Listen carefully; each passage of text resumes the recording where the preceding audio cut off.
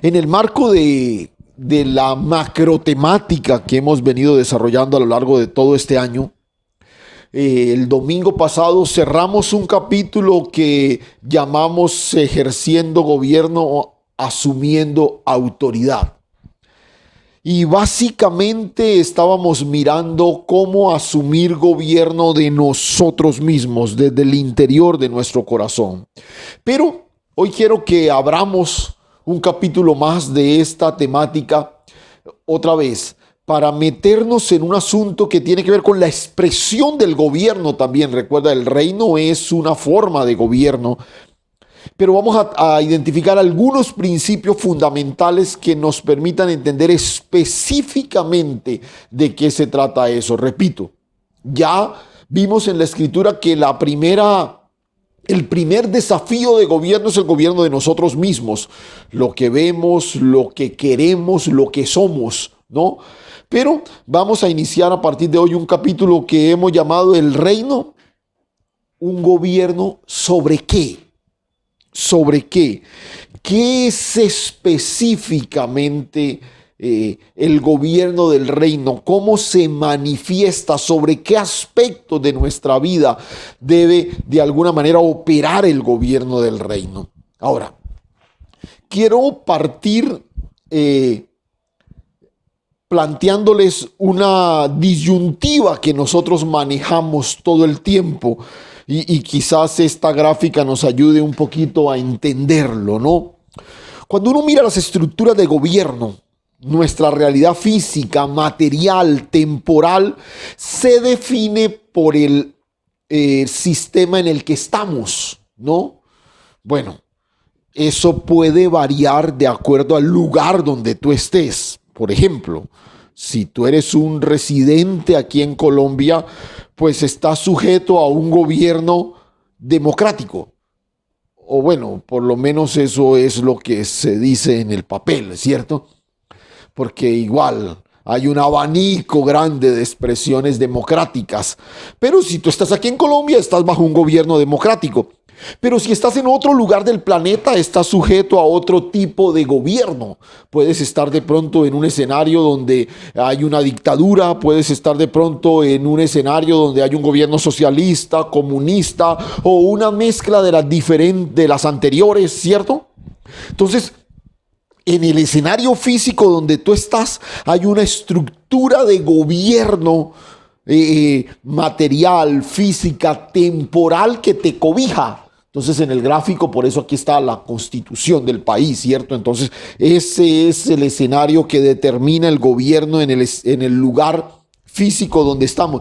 Pero espiritualmente, tú y yo estamos en el reino de los cielos, ¿sí? Y esta es una verdad que nos gobierna. Aquí no importa el lugar geográfico donde tú te encuentras, la verdad sigue siendo la misma. De pronto tú vives en un país donde el gobierno es un gobierno comunista. Sí, esa es tu realidad temporal, pero tu verdad espiritual es que haces parte del reino de los cielos. Espero hacerme entender con esto. No importa el gobierno temporal que opera donde tú estás. Eso no cambia la verdad espiritual que te gobierna. Y aquí también podemos ver una especie de dimensión anfibia, ¿no? Recuerda, los anfibios son esos animales que pueden vivir en el agua y pueden vivir en la tierra también. Usted y yo estamos bajo un gobierno espiritual, pero a la vez bajo un gobierno temporal, bajo un gobierno físico, ¿cierto? Ahora, ¿qué implicaciones tiene estar bajo estas dos estructuras de gobierno? Sobre todo cuando son diametralmente opuestas. Porque escúchame esto, estas dos estructuras de gobierno, la física y la espiritual, son completamente opuestas, sobre todo en naturaleza y propósito. Mientras que, por ejemplo, la estructura temporal, la material, ¿sí?, apunta a garantizar que la gente viva bien y que haya una sana convivencia, ¿no? otra vez, puede que muchas estructuras de gobierno no lo cumplan, pero sobre el papel eso es lo que apuntan, ¿no? La filosofía de un gobierno socialista, que todos tengan el acceso a los mismos privilegios y todo lo demás, el acabar las clases. Todos los gobiernos desde su postura filosófica, todos los gobiernos temporales, aclaro, desde su postura filosófica intentan garantizar que el ciudadano viva bien y que disfruten de una sana convivencia. En el reino es diametralmente opuesto. Escúchame. El asunto aquí es que todos los ciudadanos del reino puedan morir a sí mismos y resuciten en Cristo para ser transformados a su imagen. ¿Sí ves? Mientras en el uno se espera que todos vivan bien, en el otro se espera que todos mueran a sí mismos. Por eso te decía, en naturaleza, estas dos estructuras de gobierno son diametralmente distintas. Pero vuelvo y repito, ¿qué implicaciones tiene entonces estar bajo estas dos estructuras de gobierno? Sobre todo si uno observa que son dos orillas irreconciliables, pero viene quizás un agravante, y es cuando uno encuentra en la escritura expresiones como estas, por ejemplo, ¿no?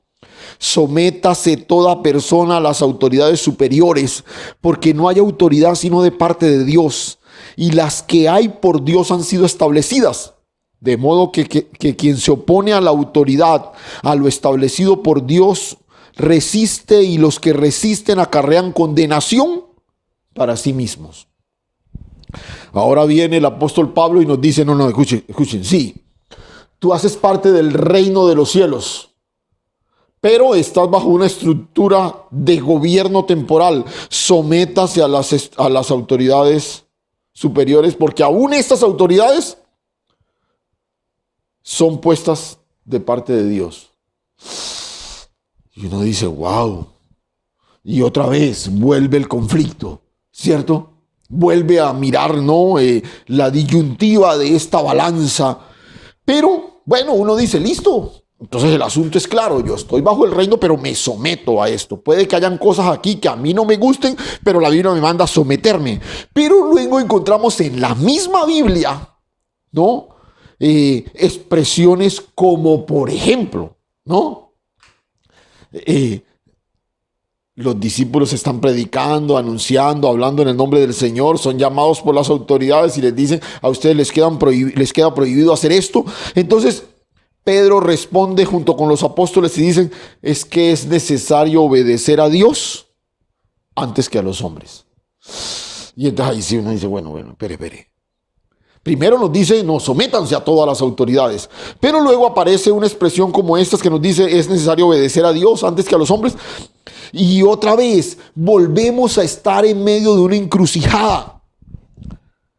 ¿Al fin qué? ¿Nos sometemos a las autoridades o no? ¿Obedecemos a los hombres u obedecemos a Dios? Y créeme, es un asunto complejo. Mira, un ejemplo de esto lo hemos encontrado o lo hemos vivido en medio de esta pandemia. Cuando algunas personas han alentado a los hermanos a desobedecer las normas impuestas por los gobiernos para que salgan del aislamiento y vayan a sus iglesias y se congreguen, porque es necesario obedecer a Dios antes que a los hombres. Y este tipo de cosas que a algunos les puede sonar triviales ha generado un tremendo conflicto ético y moral en muchos sectores de la iglesia. ¿Cómo entendemos este asunto del gobierno? ¿Cómo nos sujetamos finalmente a aquello que Dios ha establecido en su palabra y a la verdad que en últimas nos gobierna? Y algo que nos puede ayudar a lidiar con este aparente conflicto de intereses es tener una mejor comprensión sobre lo que es el reino de los cielos, específicamente en esta dimensión de gobierno y autoridad. Por eso, perdona que insista, te recordaba en el capítulo anterior que al ejercer gobierno y asumir autoridad, la primera autoridad que debo asumir es la autoridad sobre mí mismo. Lo que veo, lo que quiero, lo que soy. Pero ahora quiero que nos proyectemos un poquito a esa relación que se da entre el Rey eterno, que es Dios, y la dimensión material y temporal en la que nosotros nos movemos. Entonces, ¿qué vamos a hacer? Recuerda, de pronto hayan personas que en este momento me están escuchando y no están bajo una estructura de gobierno democrática. Sí, por eso te decía, la estructura de gobierno material, física, temporal puede cambiar. La que no cambia es la estructura de gobierno celestial, el reino de los cielos, donde usted y yo hemos sido insertados. Por eso, lo que quiero que hagamos es que identifiquemos principios que se establecen en esa incursión de lo eterno en lo temporal. Si lo eterno debe irrumpir en lo temporal, yo necesito identificar los principios que me gobiernan a mí como ciudadano del reino y que me permiten vivir como tal en esta dimensión temporal. Repito, yo identifico los principios que emanan del gobierno del reino y que me gobiernan a mí y me permiten vivir en la dimensión temporal donde he sido puesto. Ahora, vamos a revisar la escritura para tratar de ampliar nuestro entendimiento sobre esto. Si usted observa, desde que comenzamos a estudiar el reino de los cielos, comenzamos en Génesis, no en Mateo. ¿Sí? ¿Por qué? Porque lo que hemos tratado de ver es cómo Dios paulatinamente va corriendo el velo para que nosotros apreciemos la grandeza de una verdad que alcanza su manifestación plena en Cristo Jesús, pero que Dios nos la viene mostrando desde el principio mismo de la creación, ¿no? Y bueno, hasta este punto de la historia hemos hablado del rey, la palabra del rey, digamos el poder ejecutivo del rey, que es esa palabra, ¿cierto? Y una cantidad de elementos que hemos venido atesorando a lo largo de todo nuestro estudio sobre el reino. Pero llegamos a un punto en el recorrido que llevamos y terminamos mirando la vida de Sansón. Y en este punto de la historia, Israel tiene una estructura de gobierno que exalta a Dios, la autoridad suprema de Dios. Aunque pues en la práctica no siempre se veía eso. Pero ¿cuál es la idea? La idea es que en Israel no hay una figura con una autoridad absoluta. ¿Por qué? Porque la autoridad absoluta es Dios. Entonces hay sacerdotes, hay jueces, hay príncipes y mira, quizás el personaje que hace una transición clave en la historia de Israel es precisamente Samuel, ¿no? Y si uno observa, por ejemplo, antes de Samuel, nosotros tenemos una familia en Abraham, 12 tribus, los hijos de Jacob, luego los príncipes de cada una de esas tribus. Luego surge la figura de Moisés como una especie de líder, de libertador que entra como a dirigir los destinos de la nación. Luego se instituye la casta sacerdotal y hay una tribu que es escogida específicamente para eso. Luego aparece Josué como sucesor de Moisés. Y finalmente, hasta donde vimos la figura de los jueces, que era más bien alguien a quien el pueblo le reconocía autoridad, pero por razón de su liderazgo militar y estratégico y sus grandes hazañas, ¿no? Pero es después de de Samuel, es después de Samuel que surgen dos figuras que son claves. Después de Samuel,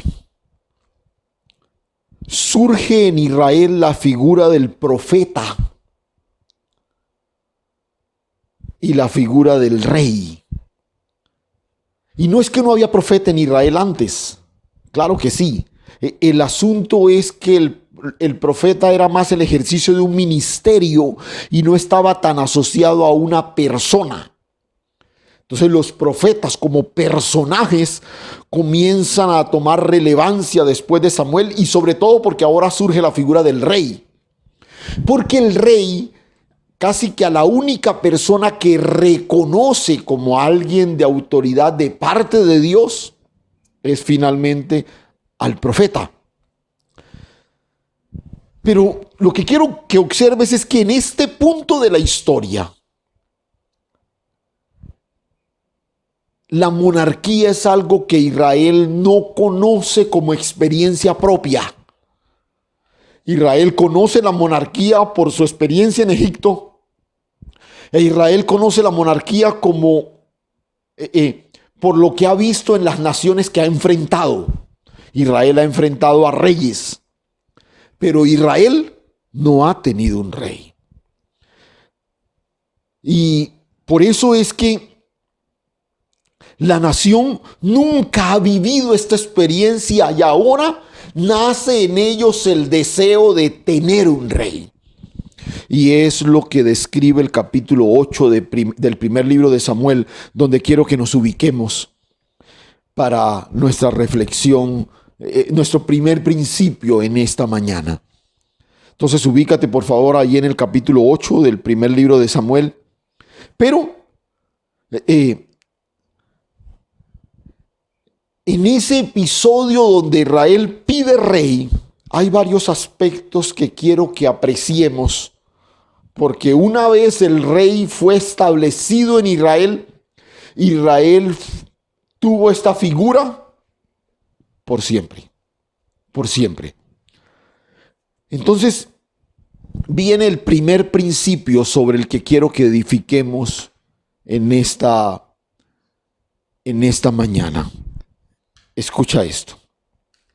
Y si quieres toma nota primero, y ahora que vayamos a la palabra vas a entender un poquito la razón de esto.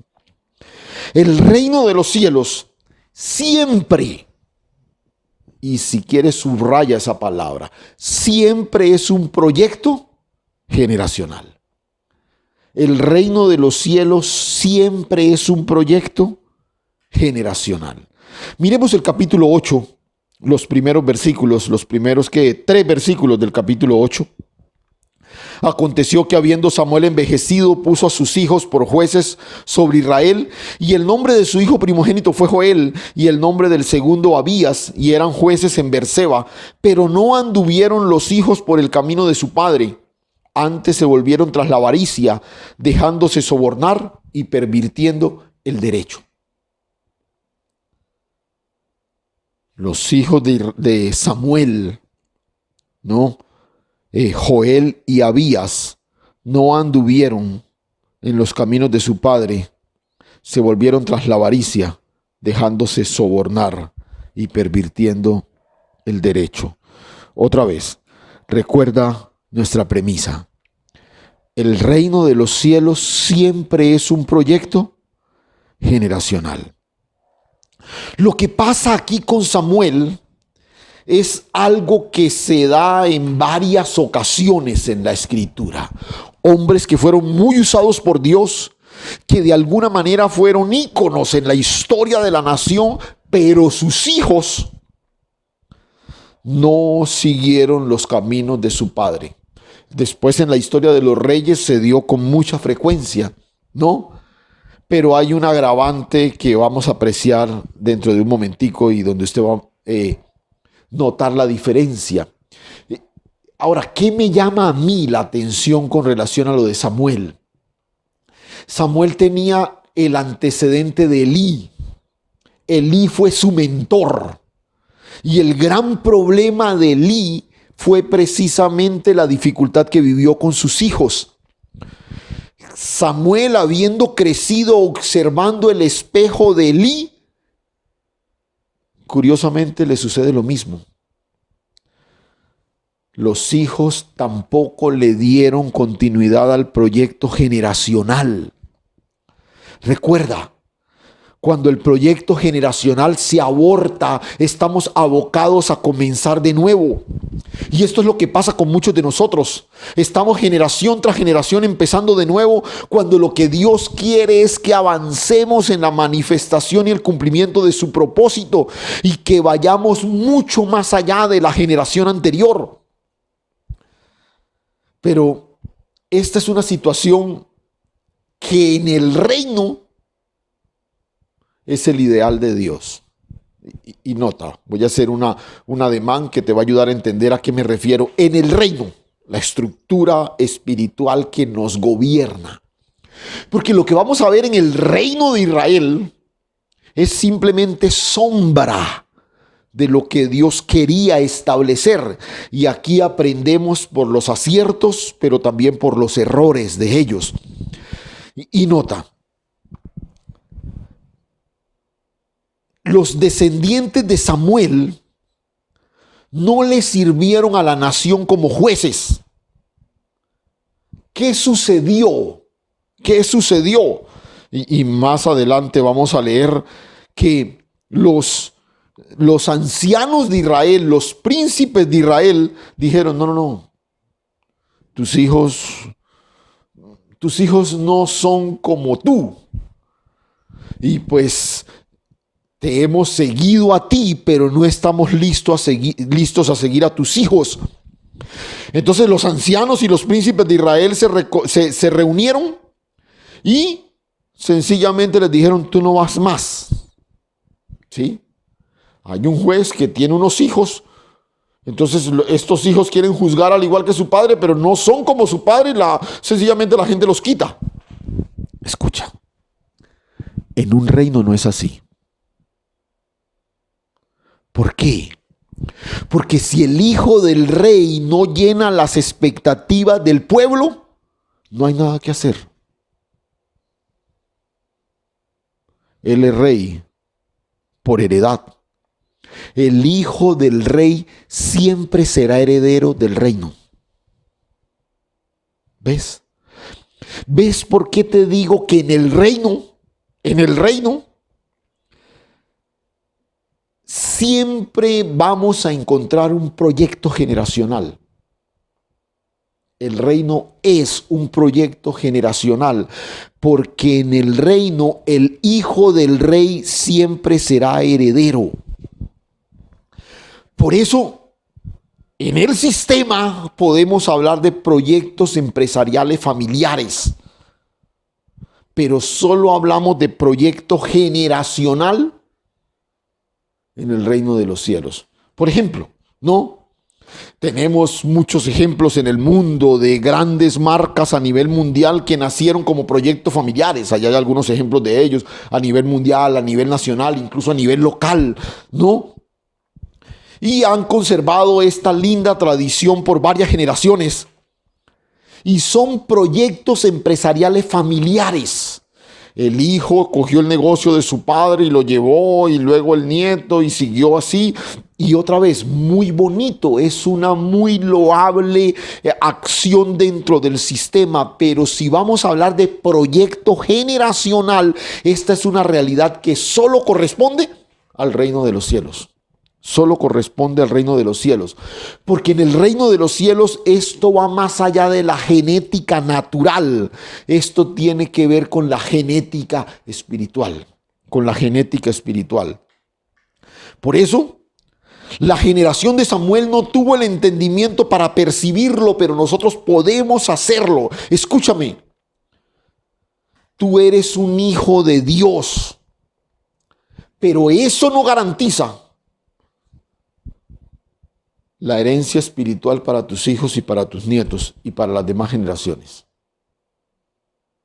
Otra vez, tú eres un hijo de Dios, pero eso no garantiza la herencia espiritual para tus hijos, tus nietos y demás generaciones. Digamos que en estos proyectos, el que el fundador, dueño de estas grandes empresas las haya creado, esto garantiza que sus hijos las recibirán como herencia y sus nietos y probablemente muchas generaciones después. ¿Por qué? Porque en el reino el heredero siempre será el hijo del rey. Por eso insisto, el reino en sí mismo es un proyecto generacional. Pero quiero ser un poquito más específico en esto. Voy a repetirlo una vez más. Mis hijos no hacen parte del proyecto generacional de Dios porque son mis hijos, porque son hijos de un siervo de Dios, porque son hijos de un pastor, de un predicador. Solo podrán ser insertados en el proyecto generacional de Dios y ser herederos si son hijos de Dios. Aquí el linaje encinales no sirve de nada. Aquí mi sangre los podrá hacer herederos, qué sé yo, de un apartamento, de una hipoteca y un par de deudas más.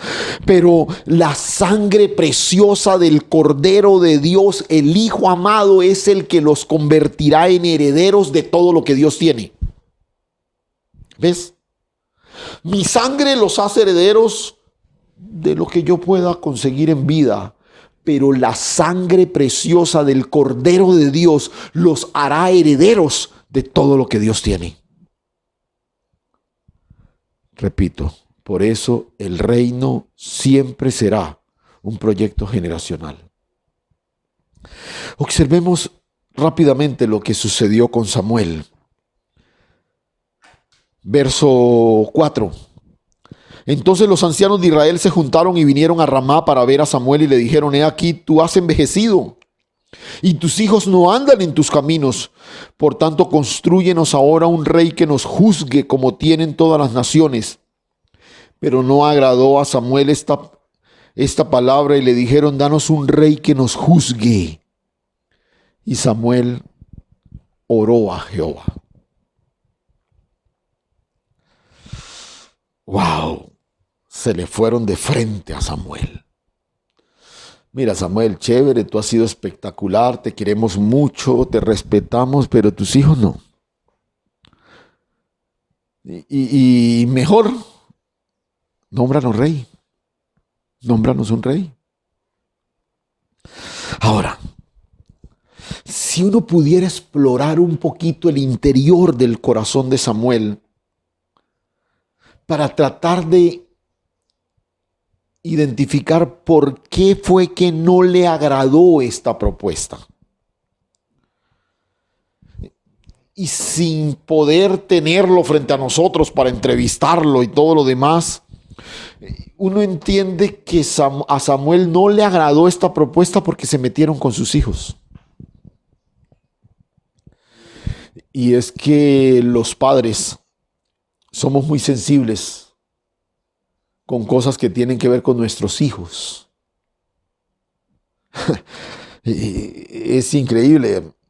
A ti te pueden decir lo que sea y alguien te ataca, esto te ofende y todo lo demás. Y digamos que es como que más fácil uno perdonar y olvidar eso. Pero qué complicado es cuando se meten con nuestros hijos. Y podemos entender a Samuel. Samuel está ahí y uno se imagina quizás orando: Señor, venga, ¿cómo así? ¿Cómo es que yo les he servido toda la vida desde que yo era un niño y ahora no le van a dar chance a mis hijos? Los quieren sacar de taquito y apartarlos del todo. Y el texto desnuda el corazón de Samuel, que llega ante Dios mostrando que a él no le agradó. Y Samuel le afectó lamentó que no consideraran a sus hijos para darle continuidad a su legado. Pero, ¿sabes? Me preocupa más que no veo a Samuel afanado porque sus hijos no han vivido fielmente delante de Dios. Él está preocupado porque lo van a sacar, pero no está preocupado porque han sido infieles con el Señor. Y ojo, estar vigilantes por el destino temporal de nuestros hijos es importante, pero es mucho más importante estar pendientes de su destino eterno. Nos esforzamos porque nuestros hijos estudien, porque se preparen, porque incluso se entretengan, se diviertan. Nos enfocamos en muchas cosas con ellos. Y a veces yo pienso que si por lo menos la mitad del esfuerzo que nos enfocamos en que tengan todo esto, lo usáramos para que se enfocaran en su comunión con Dios, los resultados serían muy prometedores. Necesitamos que nuestros hijos reconozcan el amor de Dios, la gracia de Dios en todo lo que les ocurre, que puedan cultivar una comunión con Dios que les permita renacer como hijos de Dios.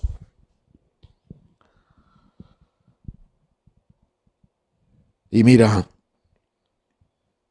si nos ocupamos en eso, nuestras familias, más que enorgullecerse de la prestancia de nuestro apellido, disfrutarán de la grandeza de la herencia de Dios en Cristo Jesús. Y a mí me preocupa porque nos preocupamos tanto de darle a nuestros hijos lo que nosotros no tuvimos, que nos descuidamos de manifestarles a quien ahora tenemos. Queremos que lo tengan todo. Queremos facilitarle todo y pienso que es una de las cosas más gratificantes que uno disfruta como padre. Poder darle a sus hijos. Pero es ahí donde se debe enfocar nuestro esfuerzo en darle lo que realmente necesita. Es poder manifestar la naturaleza del reino espiritual por encima del terrenal. Por eso te decía, me angustia ver a Samuel preocupado porque sus hijos están perdiendo su puesto. Pero en ningún momento está preocupado porque han sido infieles con Dios. Yo necesito preocuparme de manera primera porque mis hijos hagan parte del linaje del reino antes que sean parte del linaje de mi familia, de mi sangre.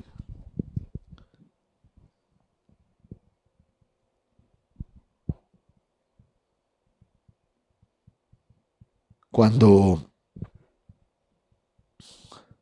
Jesús vienen a buscarlo en un momento donde está enseñando y le dicen, maestro, afuera está tu madre y tus hermanos que te buscan. Jesús voltea, mira a sus discípulos y los señala diciendo, estos son mi madre y mis hermanos, porque todo el que hace la voluntad de mi Padre que está en los cielos, este es mi hermano, mi hermana y mi madre.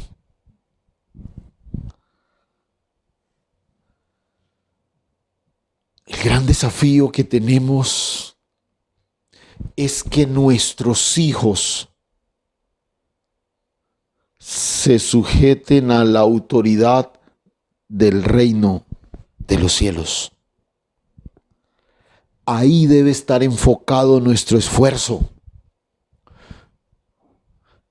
Nosotros como padres no seremos juzgados por el pecado de nuestros hijos, pero sí por la indiferencia frente al proyecto generacional de Dios.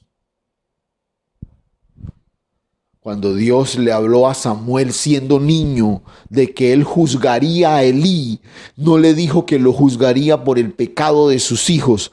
Le dijo, porque tú has oído del pecado de tus hijos y no has hecho nada para estorbarlos. Elí no es juzgado por el pecado de sus hijos, es juzgado por su permisividad y porque no se los estorbó.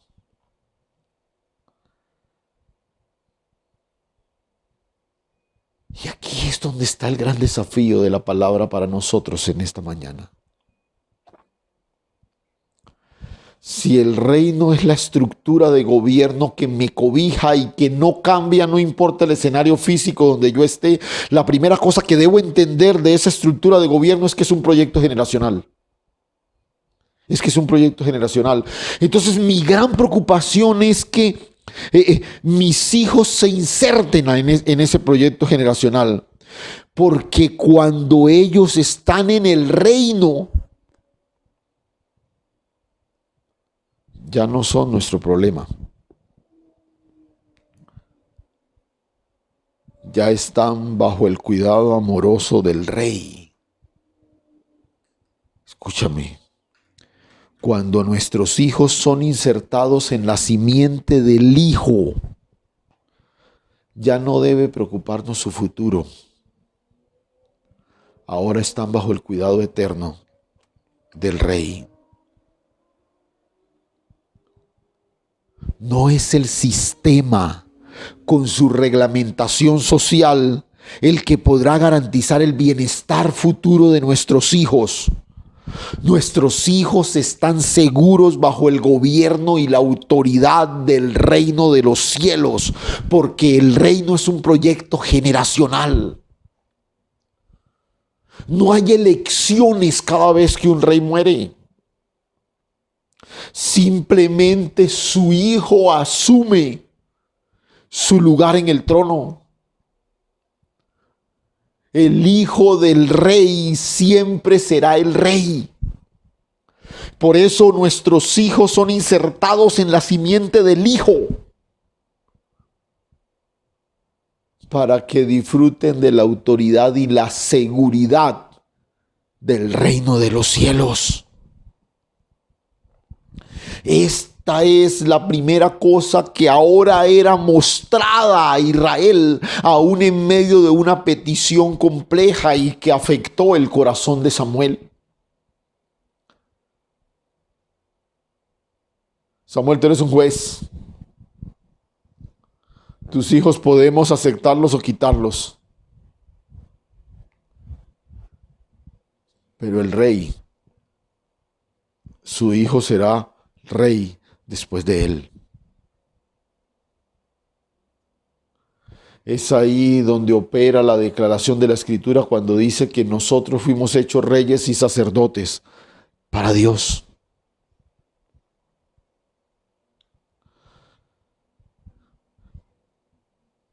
Nuestro gran desafío en esta realidad del reino en la que estamos es que nuestros hijos sean insertados en el proyecto generacional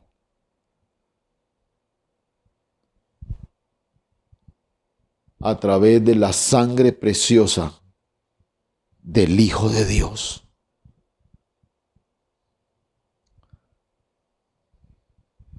Un prestante apellido le puede abrir a tus hijos muchas puertas en este sistema. Pero solo el linaje eterno del Hijo de Dios le garantizará un lugar al lado del Padre por toda la eternidad.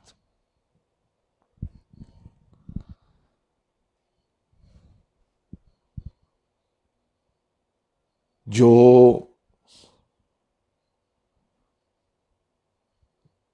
quisiera y he trabajado para dejarle a mis hijos una herencia. Que no tengan que comenzar donde yo comencé.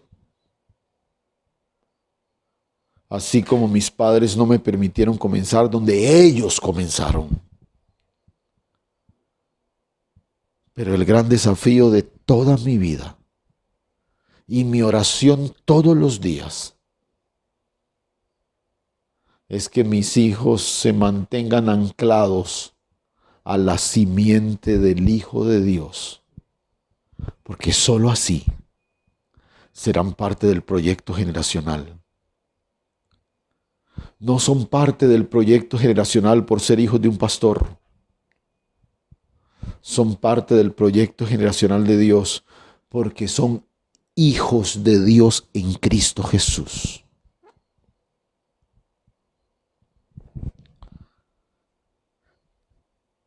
Y yo quiero que entiendas esto, porque luego vamos a sumar algunos principios más y vas a entender el panorama completo. Pero no quiero hoy avanzar más de ahí, porque quiero en este momento orar. Pedirle a Dios que te permita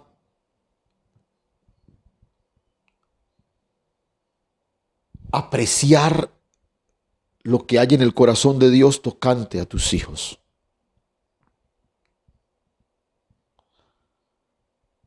Yo quiero orar por aquellos hijos que le han dado la espalda a Dios de manera abierta y quizás llenan de angustia el corazón de sus padres. Que tú puedas descansar, que están en manos del Rey Eterno. Aquellas familias que probablemente, porque hay una ventaja, aquellos que llegaron a la fe y sus hijos crecieron.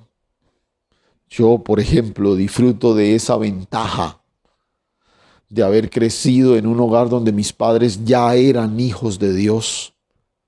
Y es una ventaja que le he trasladado a mis hijos.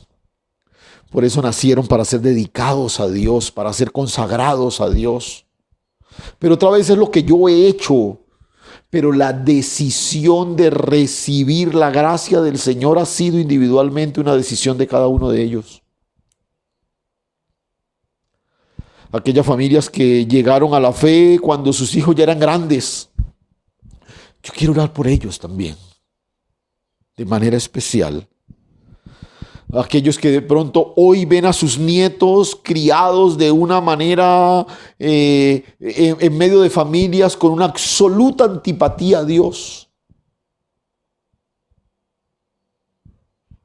Que en su entendimiento sea alumbrado para que ellos puedan apreciar la grandeza del gobierno de Dios sobre ellos. Y que Dios extienda su manto de misericordia sobre nuestras generaciones.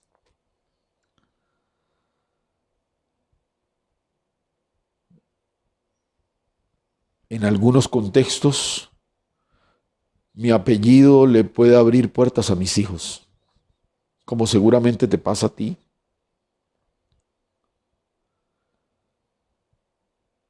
Y ojalá puedan, pero más que ver a mis hijos caminando por las puertas que yo les abra,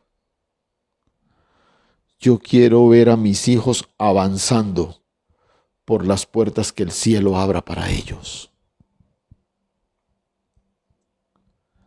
Samuel se entristeció porque le cerraron las puertas a sus hijos de una asignación laboral, de gobierno. Pero quizás se descuidó en guiar a sus hijos a una fiel devoción y fidelidad a Dios. Que el Señor nos ayude Padre, gracias. Hoy, Señor, entendemos que la realidad del reino de los cielos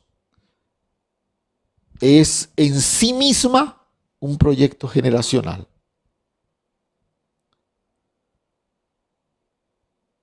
Hoy, Señor, entendemos que es esta la estructura de autoridad que debe gobernar nuestras vidas y la de nuestros hijos, Señor. Y hoy, Señor, nos unimos a orar unos por otros para ver a nuestras generaciones siendo parte del proyecto generacional de Dios. Qué lindos estos modelos empresariales de familia, donde los hijos perfeccionan lo que los padres hicieron y lo llevan a otro nivel y a otro nivel y a otro nivel y a mayor proyección.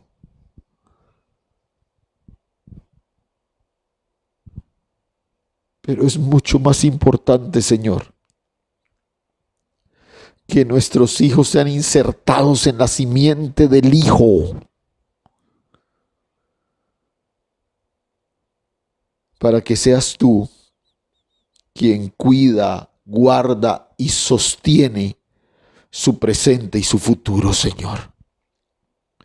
Yo oro, Dios amado, por aquellas familias que ven a sus hijos de manera consciente dándole la espalda a Dios. Yo oro para que el ejemplo y la piedad de sus padres impacte poderosamente la vida de sus hijos y vuelvan otra vez a apreciar la grandeza de Dios en medio de la historia de sus vidas. Yo oro por aquellas familias que llegaron a la fe y ya con hijos grandes y probablemente ahora es más complicado para ellos poder dar testimonio a sus hijos. Que tú les permitas, Señor, ser fieles y que el impacto de la transformación de Dios en la vida de ellos pueda afectar para bendición la vida de sus hijos, Señor. Ayúdanos, oh Dios. Ayúdanos, Señor, para que veamos la manifestación del reino en el proyecto generacional de Dios establecido en nuestras familias. Gracias, Señor. Gracias, Dios. A ti toda la gloria y toda la honra en Cristo Jesús. Amén y amén.